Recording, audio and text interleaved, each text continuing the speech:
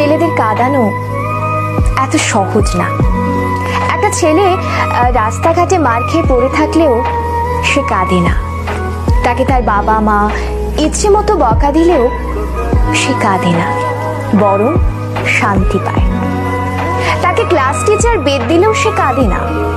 তাকে তার প্রিয়জন রাগ অভিমান করে যদি একটা থাপ্পড় দেয় তবুও সে কাঁদে না, বরং সেই থাপ্পড়ে সে ভালোবাসা খুঁজে নেয়।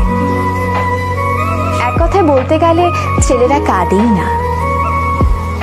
ছেলেদের কাঁদানোর একটা সহজ উপায় হলো তাকে অবহেলা করুন, তার থেকে গুরুত্ব কমিয়ে দিন, তার প্রতিটা কথা এবং অনুভূতি হেসে উড়িয়ে দিন, তার ভালোবাসাকে মজা হিসেবে নিন।